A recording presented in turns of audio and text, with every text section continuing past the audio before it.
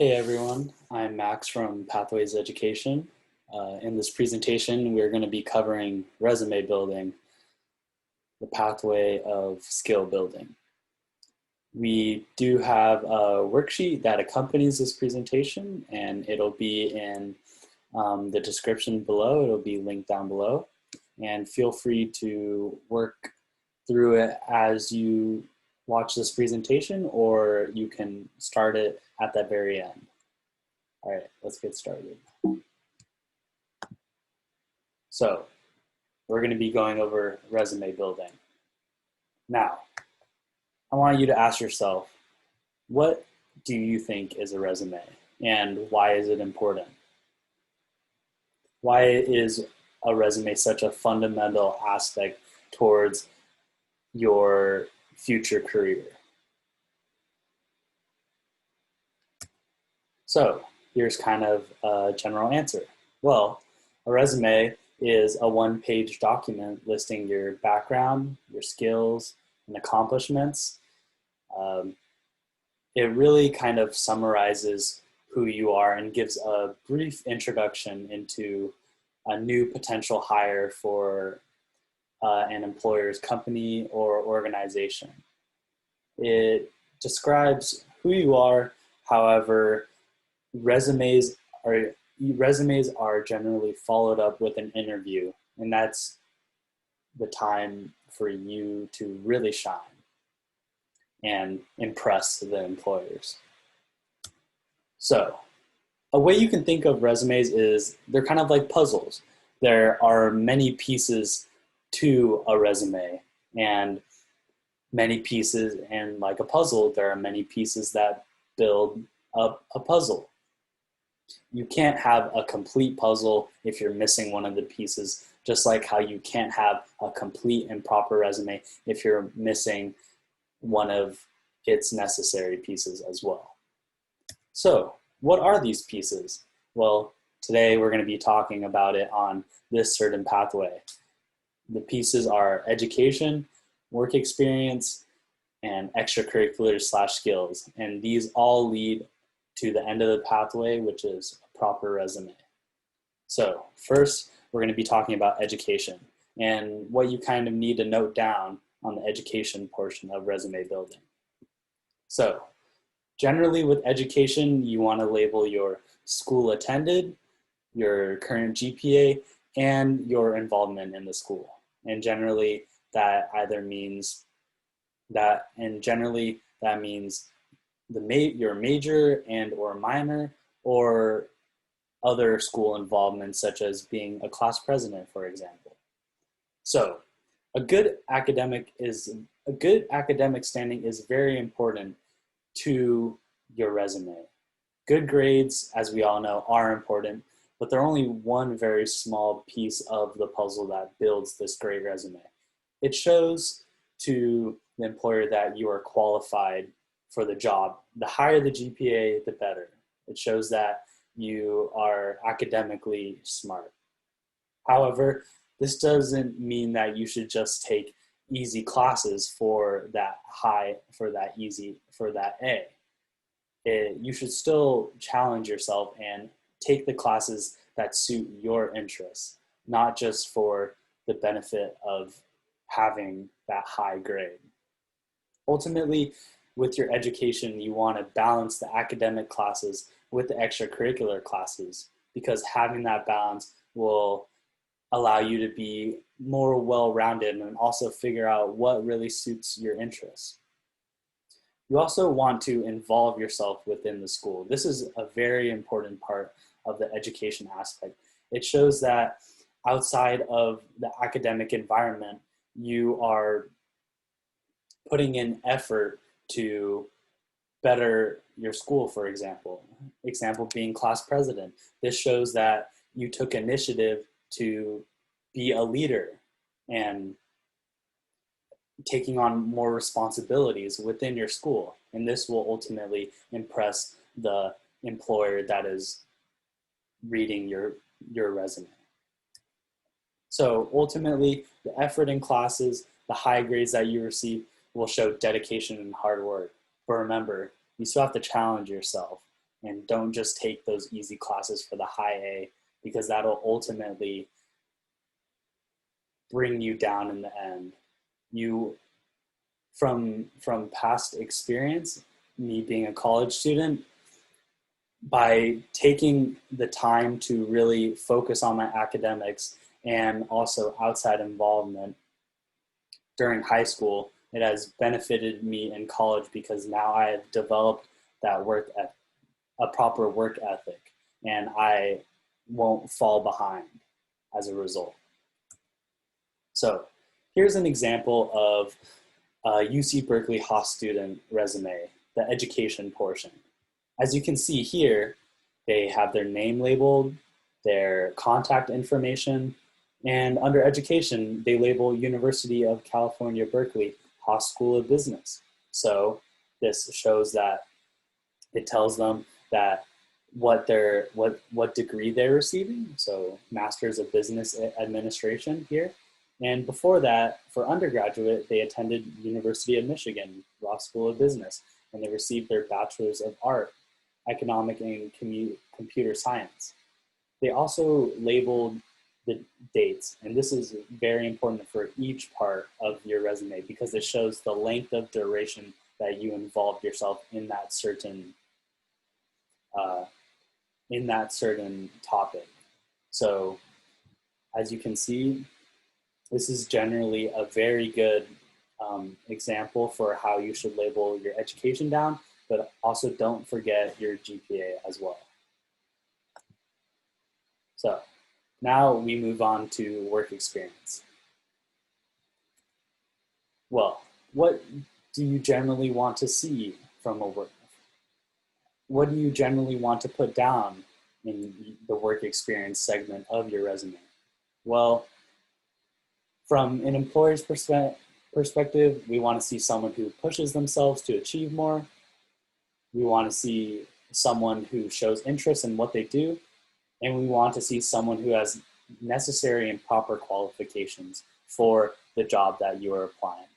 I would say that employer's 3 quote is ideally the most important, because if you are trying to apply for a higher lab position, employers want to see people who have past lab experience, such as if you were able to get an internship in high school or the beginning of college. And when you apply for a job, such as that lab position, they want to see somebody who has those necessary and proper qualifications.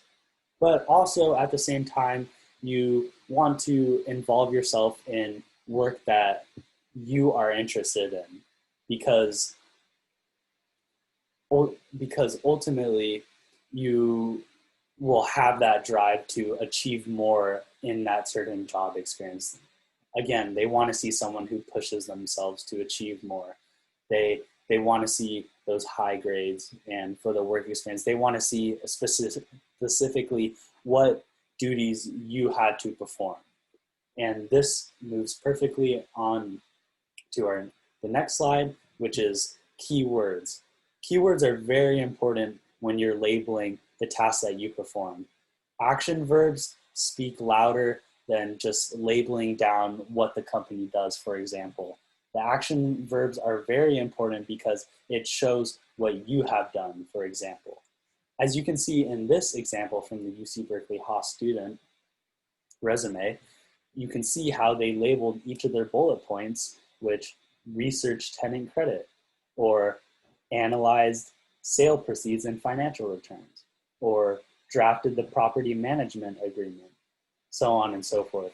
You can see that these are specific actions that this Haas student took, and it shows to the employer that, wow, this is actually what they've done compared to just what the company has done. And also don't forget to label the duration of that work experience, because that is another very important aspect. And you also want to label chronologically from most present to your oldest work experience. As you can see here, 2014 to 2018 is their top one, and at the bottom, 2008 to 2010 is their least recent work experience. So when you're listing experience, tell me, which example sounds best from an employer's perspective when they're reading your work experience? Example 1, taught younger kids science. Example 2, provided younger students a platform to learn about STEM and life skills. Example 3, recognized by local schools for providing students from all backgrounds a level playing field towards learning about STEM, financial literacy, and proper skill building.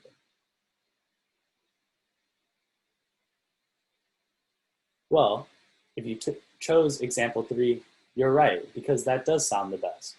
As you can see here in example 1, this is just kind of very broad and vague, and the employer's not going to get much out of what you were able to perform, your duties in that job, in that experience. Example 2, provided younger students a platform to learn about STEM and life skills. This is more detailed, yet you can go even further and really talk about what you have done as a whole.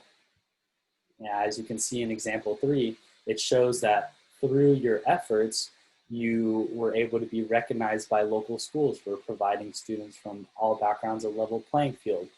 Ideally, you want to show your action, and if you are in an organization, for example, describe the goals that you're aiming to achieve. Think about it. You are not just a piece of paper. You are a real-life human being. So by putting in the effort to write down all your accomplishments, for example, you can really take this piece of paper to stand out from your peers, because these employers are going to be reading hundreds, maybe even thousands of resumes, and they want to pick the one that they deem stands out the most, or and has the best qualifications, for example. Now, we move on to the final aspect of building this puzzle.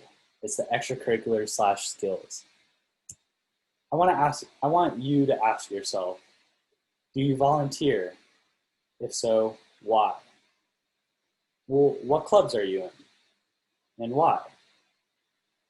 And what are your hobbies? Why?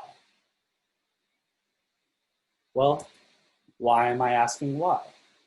The reason is because there should be meaning behind each and everything that you do, especially when it comes to these hobbies and interests. If you love playing an instrument, such as piano, put that down under your extracurricular/skills portion. If you play a certain sport, put that down as well. The whole reason why you're putting these down is because it is showing involvement in your community. For example, volunteering. Or it's also showing that you are applying yourself outside of the academic environment. You're providing that balance of both extracurriculars and academics. You can also put down in these skills such as proficient in Excel, because for me especially, I know that a lot of employers are looking for people who have knowledge in using these certain applications. If you're applying for some sort of graphic designer job, they would like to see you have experience in Photoshop, for example. And there's many more examples that I could go on tangents about. So now we've reached the top, the end of the pathway, the top of the mountain, the proper resume. And aside from these 3 main segments, I also want to address a few other things. Well, you want that balance. Employers want to see a balance of strong academics, work experience, and extracurriculars. You shouldn't put all your eggs into one of these baskets. It should be spread out between all 3.